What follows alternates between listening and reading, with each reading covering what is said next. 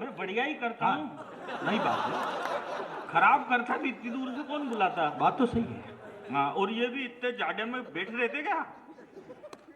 ये भी बढ़िया हूँ जब तो बैठे ना भाई, तुम इधर काहे खड़े हो?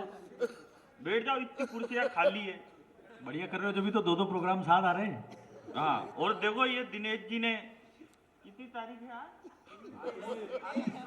आज 19 को बुलाया था और 20 होगी, और 20 वाला तो कैंसिल करके हमको 19 वाले में ही रगड़वा रहे।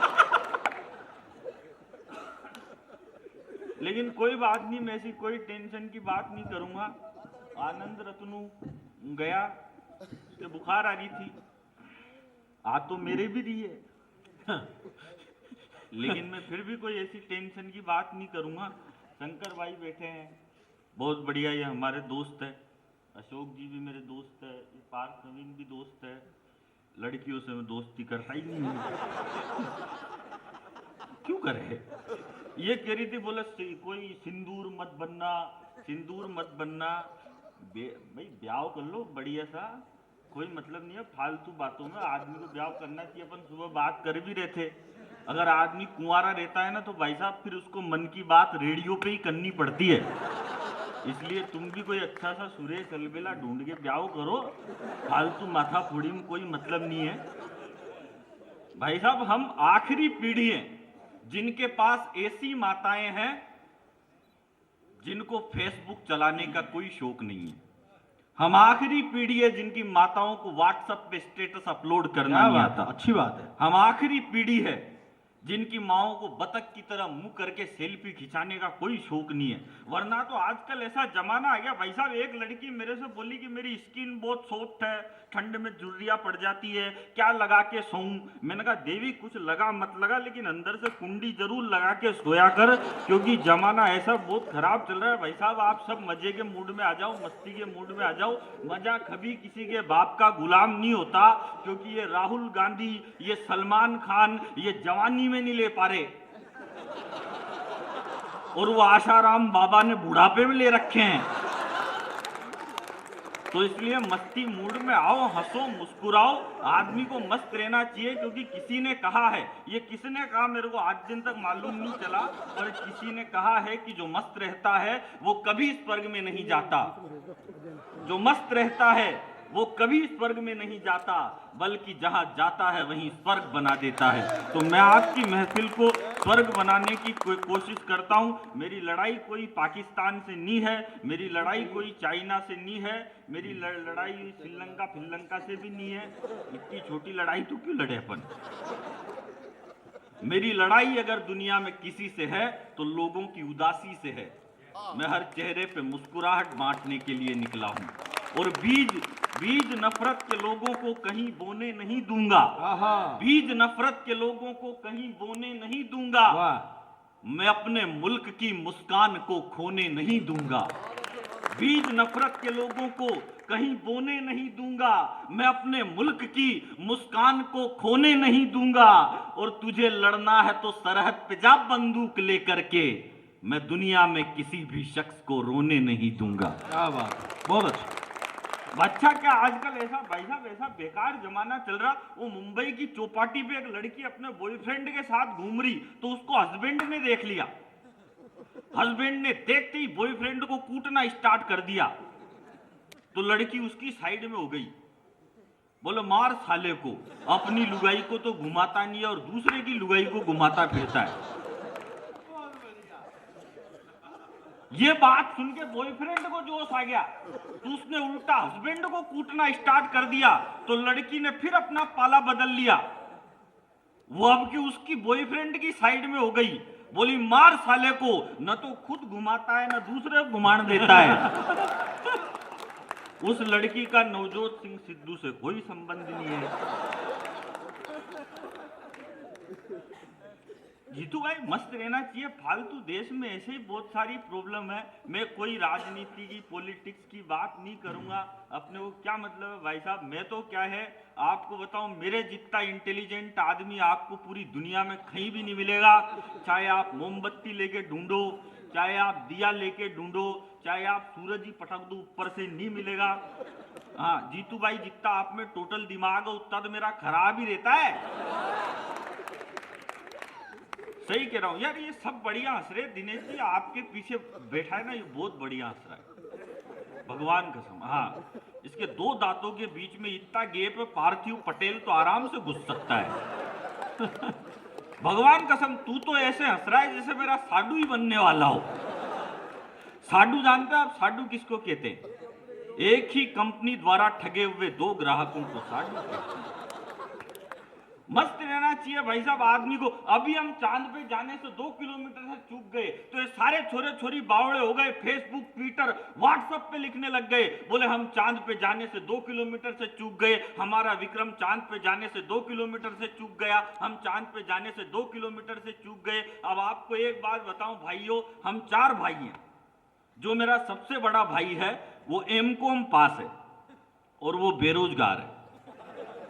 जो मेरा दूसरा भाई है वो एमबीए पास है, वो भी बेरोजगार है। जो तीसरा है वो एमए पास है, जो कोई भी कर लेता है, वो भी बेरोजगार है। और जो चौथा है वो मैं केवल 8वीं पास हूं और मैं हिंदुस्तान के हंसी के सबसे बड़े show the great Indian laughter challenge का विजेता हूं।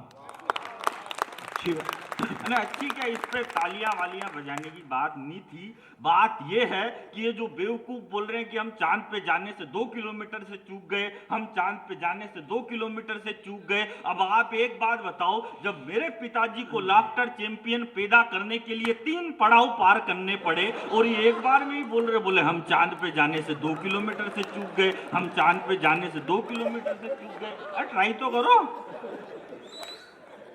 पहुंच जाएंगे यार चांद पे भी। देखो मैं तो आपको कह रहा हूं ना, मेरा जितना इंटेलिजेंट आदमी आपको कहीं भी नहीं मिलेगा भाई साहब। खा तक खड़े रहोगे, बैठ जाओ, ज्यादा देर खड़े रहने से पांव भारी हो जाते हैं और मर्दों के पांव भारी हो जाए ये बिल्कुल भी अच्छी बात नहीं है। इसलिए भगवान ने खड़े रहने के लिए पांव दिए तो टिकाने के लिए भी कुछ ना कुछ दिया ही होगा। क्या नहीं आ रही? नींद आ रही है?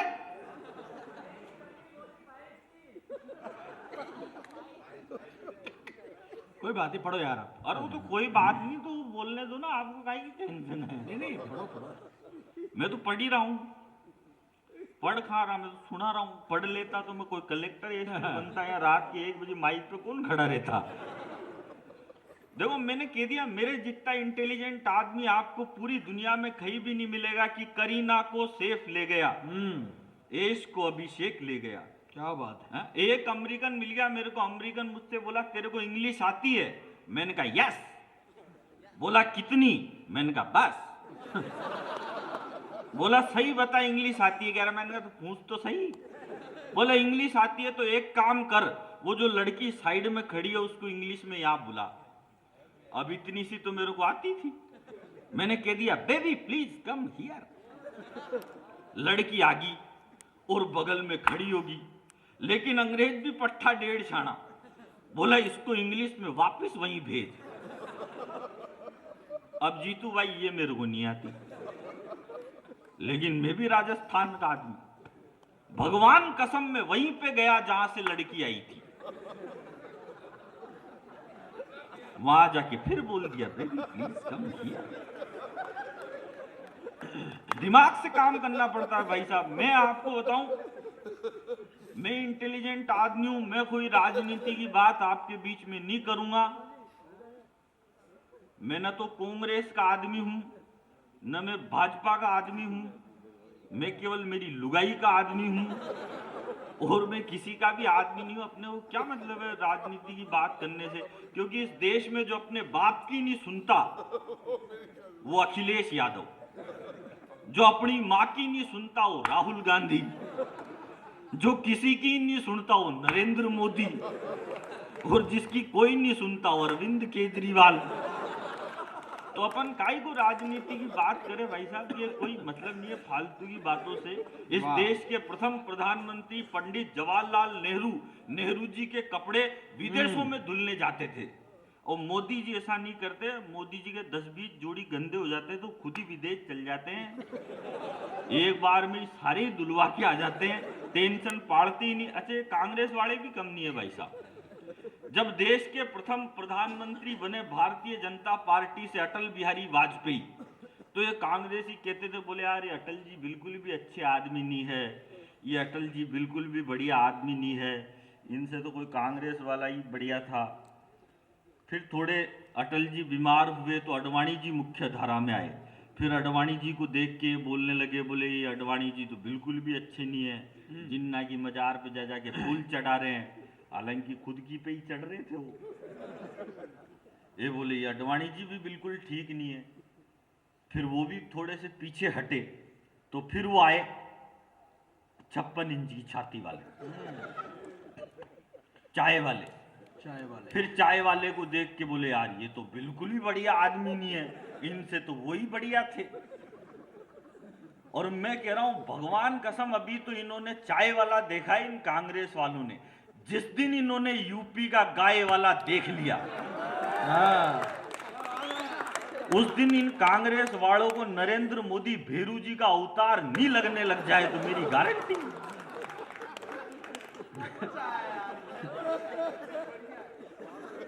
बड़े का दिमाग से काम करना पड़ता है।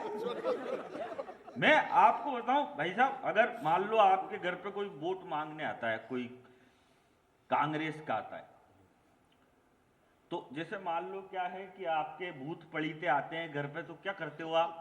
नींबू मिर्ची लटका देते हो, एक वो राक्षस का मुंडा लटका देते हो, तो फिर घर पे भूत प्रेत का कोई साया नहीं होता, नींबू मिर्ची लटकाने से भूत प्रेत नहीं आते।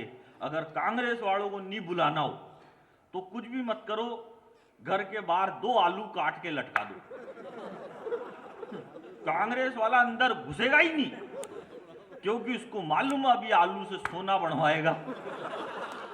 और इसका आइडिया तो राहुल जी ने बताया ही नहीं। तो मस्त रहना चाहिए भाई साहब, फालतू बातों से देश में कुछ भी नहीं रखा। कि करीना को सेफ ले गया, एश को अभिषेक ले गया, धीरज धर के धीर ले गया, दीपिका को रणवीर ले गया।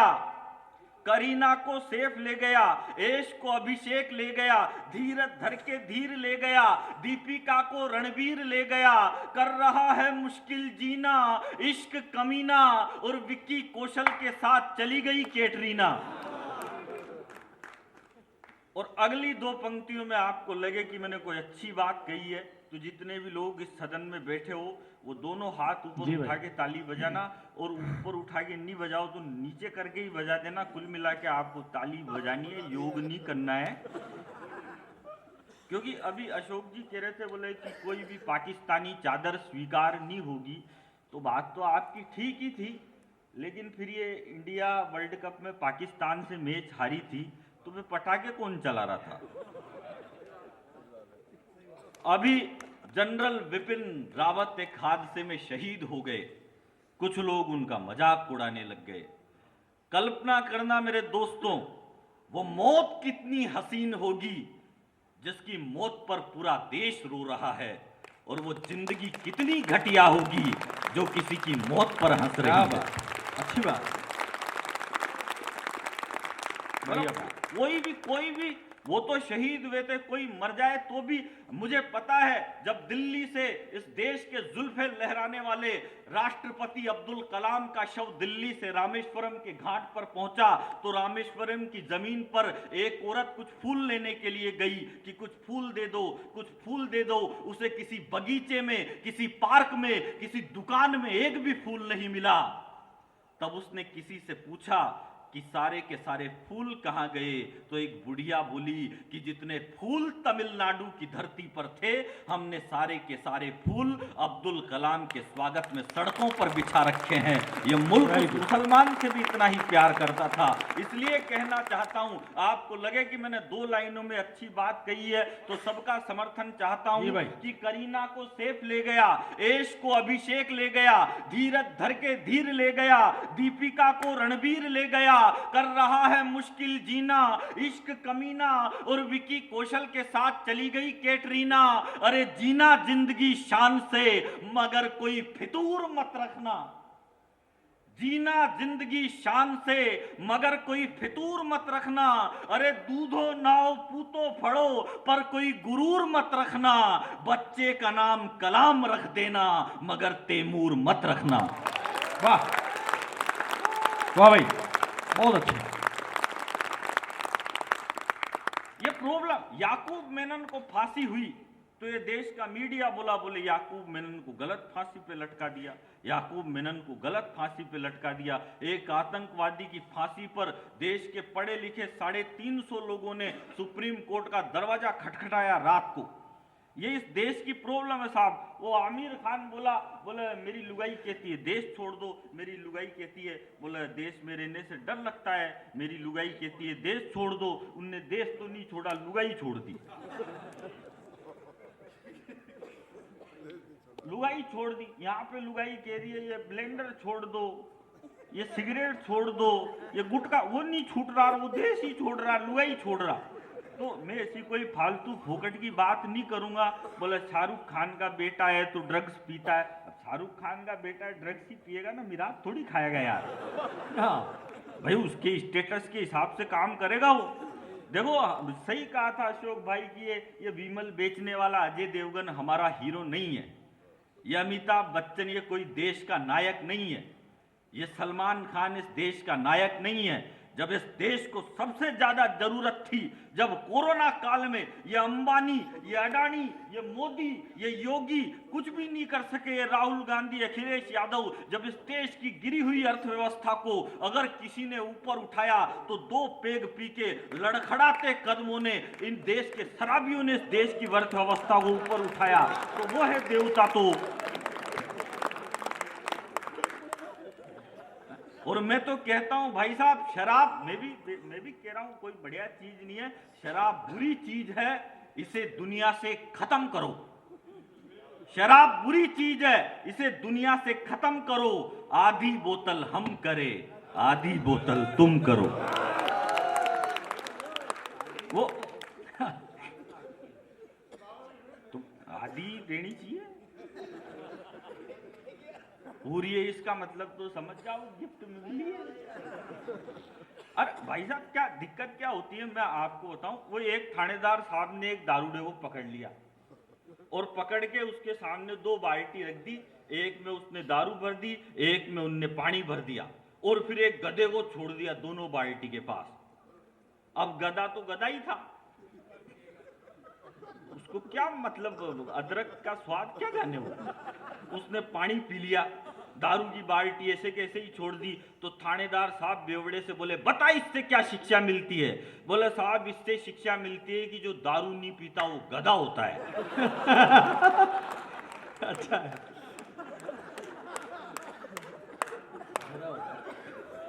थानेदार साहब ने फिर थोड़े कीड़े मकोड़े पकड़ के लाए, सांप बिच्छू खंजड़े, और फिर पानी की बाल्टी में डाल दिए, आधे दारू की बाल्टी में डाल दिए। फिर बोले उसको छोड़ा,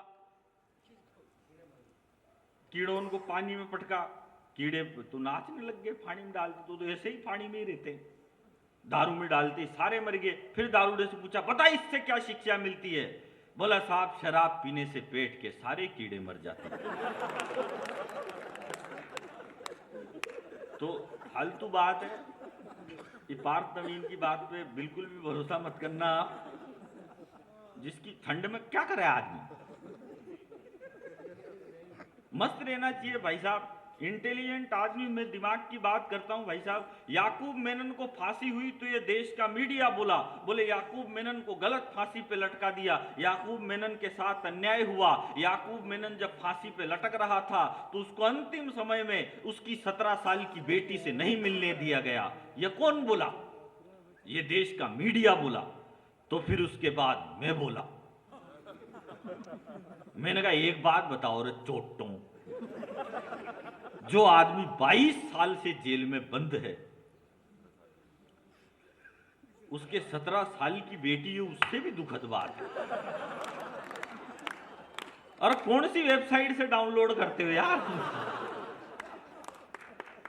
समझ में ही नहीं आता, दिमाग से काम करना चाहिए।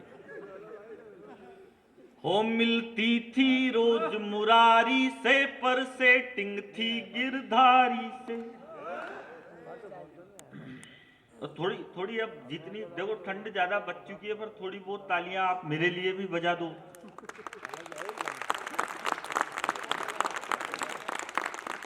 क्योंकि मैं तो इंटेलिजेंट आदमी हूँ भाई साहब, मैं दिमाग का काम करता हूँ, फालतू माथा फोड़ी कोई बात नहीं करता। मैं एक दुकान पे गया, मैंने दुकानदार से कहा, मैंने कहा भाई साहब एक काम करो, 5 किलो चावल दो। बोला खाई में लेके जाएगा। मैंने कहा ये थैला लेके आया ना, इसमें लेके जाऊंगा। उसने 5 किलो चावल थैले में डाल दिए। मैंने कहा भाई साहब एक काम करो, 5 किलो बाजरा भी दो। वो बोला ये किस में लेके जाएगा? अरे मैंने कहा ये थैला लाया ना, इसी में डाल दे। बोले इसी में। मैंने कहा हाँ मिक्स कर दे, मेरी लुगाई फ्री है, बीनती रहेगी, तेरे को काई बात की टेंशन है। उसने दोनों एक में मिक्स कर दिए। मैंने कहा 5 किलो बाजरा भी दे। बोले ये किस में लेके जाएगा? बोला मैंने खाने मिक्स कर दे, तेरे को काई बात की प्रॉब्लम है। उसने तीनों एक में मिक्स कर दिए। अब मैं जैसे ही जाने लगा तो बोला भाई साहब पैसे? मैंने कहा पैसे अगले साल। बोला मैं उधारी में तो धंधा ही नहीं करता। मैंने कहा नहीं करता तो तेरा माल वापस पकड़ अपने, वो काई बात की प्रॉब्लम है यार। तो मस्त रहना चाहिए, फालतू बातों में कोई मतलब नहीं है। देश में ऐसे ही बहुत सारी माथाफोड़ी चल रही है। ओ मिलती थी रोज मुरारी से, पर सेटिंग थी गिरधारी से। आवाज तो निकल ही नहीं रही अभी। हमारे पड़ोस में एक लड़का है, वो लड़का थोड़ा अटक अटक के बोलता है। एक दिन वो मेरे पास आ गया, बोला भाई साहब। मैंने क्या हो गया? बोला भाई साहब कोई काम धंधा बताओ अच्छा सा, जो मेरी भी दुकान चल जाए। कोरोना में ऐसे ही बहुत बेरोजगारी चल रही है। मैंने कहा एक दुकान है उस पर चल जा। तो वो एक दुकान पे गया, उसने दुकानदार से कहा बोलो भाई साहब को काम धंधा बताओ। दुकानदार ने उससे कहा यार एक काम करिए, 10 महाभारत है, जैन को बेच के आ। वो गया और 5 मिनट में 10 महाभारत बेच के आ गया। वो बोला भाई साहब वो तो यूं ही बिक्की थोड़ी ज्यादा दो। दुकानदार ने उसको 100 महाभारत दी। वो फिर 1 घंटे में बेच के आ गया। फिर बोला भाई साहब ये भी यूं ही बिक्की थोड़ी और दो। दुकानदार ने उसको 200 महाभारत दी। वो फिर 1 घंटे में बेच के आ गया। तो दुकानदार का दिमाग खराब हो गया, बोले 200 महाभारत बेचने में आदमी पूरी जिंदगी लग जाती है, तू जाता है घंटे आधे घंटे में कैसे बेच के आता है? तो बोला भाई साहब इसमें करना क्या है? घर घर जे जाता हूं, दरवाजा खटखटाता हूं और कहता हूं कि खरीद रहे हो कि फट के सुनाओ।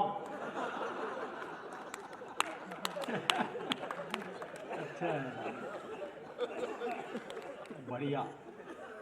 एक दिन वो मेरे पास आ गया, बोला भाई साहब मैंने छोड़ दी रामायण महाभारत, सब बेचना बंद कर दी, अब तो मेरी नई नौकरी लग गई।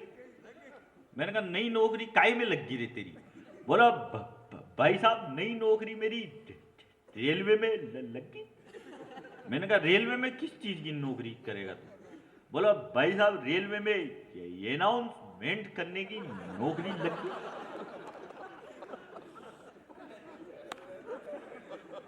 अब उसने अनाउंसमेंट किया, बोला राजधानी एक्सप्रेस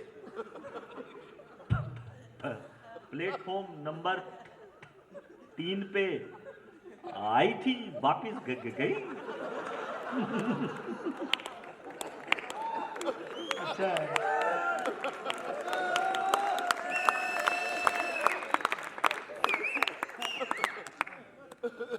थोड़े दिन बाद उसने अपने 20 दोस्तों के साथ एक ऑफिस खोला 20वीं मंजिल पे। उसमें लिफ्ट नहीं थी। अब पहले ही दिन इनॉग्रेशन करने के लिए जाना उनने जैसे ही गाड़ी पार्क करी तो गाड़ी पार्क करते ही वो बोला ऊपर बाद में चलना, पहले मेरी बात सुनो। बोले यार तू बहुत देर लगाएगा बोलने में यार, तो बाद में बताना। तो 2-3 मंजिल चढ़ गए, फिर बोले यार बात तो सुनो मेरी। अरे बोले तू बहुत देर लगाएगा यार। 10 मंजिल चढ़ गए, फिर बोला सुन तो लो। अरे बोले तू बहुत देर लगाएगा। 20 मंजिल चढ़ने के बाद फिर सबने आपते आपते पूछा उससे, बोला अब बता बाप तू क्या बोल रहा था। बोलो मैं तो ये बोल रहा था कि ऑफिस के ताले की चाबी तो नीचे कार में ही रह गई। अच्छा।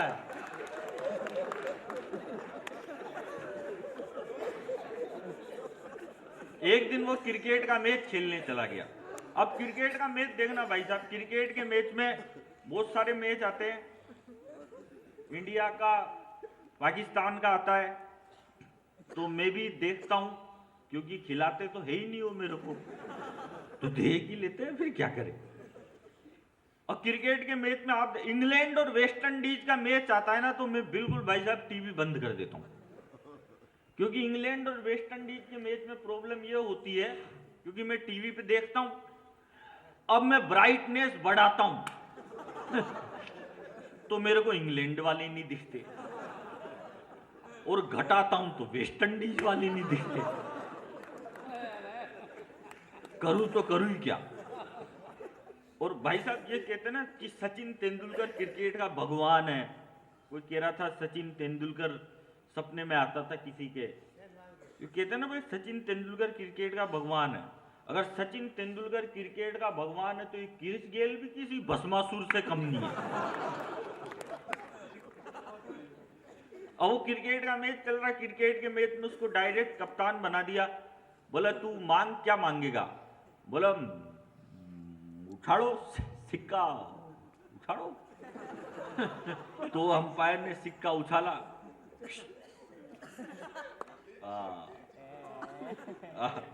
यही उसके तो जो आगे जो ही असल है।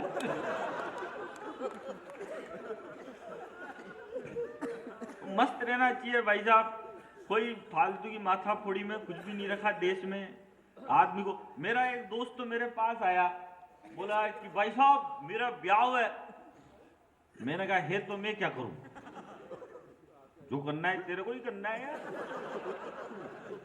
मतलब फेरे तेरे को ही खाने हैं, मैं थोड़ी खाऊंगा तेरे पूंछड़े के, मैं थोड़ी बंधूंगा। तो बोला ब्याह हो भाई साहब, पर एक टेंशन है यार, सब कहते हैं बोले लुगाई से दुखी रहते हैं सब। हालांकि पत्नी को इंग्लिश में कहते हैं वाइफ की स्पेलिंग होती है WIFE, और इसकी फुल फॉर्म होती है without information fighting every time, कभी भी लड़ने के लिए तैयार रहती। तो मेरे से बोला भाई साहब कोई ऐसा आइडिया बताओ कि लुगाई चूचाट नहीं करे और सारी जिंदगी बढ़िया कटे। तो मैंने कहा अब अपन तो भाई साहब दिमागदार आदमी, हमारे पास तो खूब आइडिया। मैंने कहा तू दारू पीता है। बोले भाई साहब बिल्कुल नहीं पीता, 8 दिन तक मुंह ही नहीं लगाई। मैंने कहा नहीं पीता तो हो गया काम। बोला कैसे। मैंने कहा कुछ भी मत कर, जैसे ही तेरा ब्याह होए पहले ही दिन है ना लुगाई के पास जाओ तो पूरी दारू की बोतल लेके चल जा। लुगाई देखते ही कहेगी ये क्या कैसा पति मिला है बेवड़ा जो पूरी बोतल लेके आ गया, और उसी के सामने फिर वो बोतल फोड़ देना, कह देना आज से दारू बंद, तेरी जिंदगी ऐसी सही साठ चलेगी, कोई प्रॉब्लम ही नहीं आएगी। अब उसने ऐसा ही किया भाई साहब, वो पूरी बोतल खरीदी उसने, और दारू की बोतल खरीद के जैसे ही वो लुगाई के पास कमरे में गया और बोतल रखी, लुगाई बोली ठीक है पर मेरे पेग में सोडा मत डालना।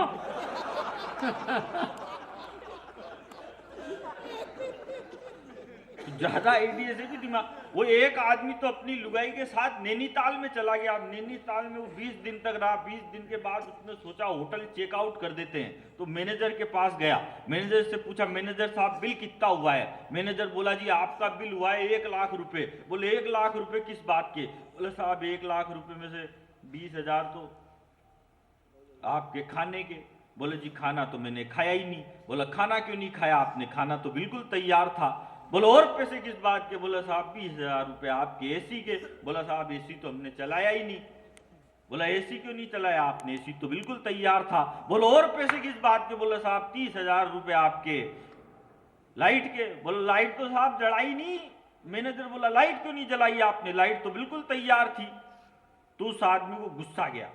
गुस्सा खा के वो मैनेजर से बोला, मैनेजर तू पहले तो मेरा 5 लाख रुपए का बिल चुका। मैनेजर बोला तेरा कौन सा 5 लाख रुपए का बिल? तो बोला तूने मेरी लुगाई को छेड़ा है। मैनेजर बोला रे मैंने तो तेरी लुगाई को बिल्कुल भी नहीं छेड़ा, तो बिल्कुल तैयार थी।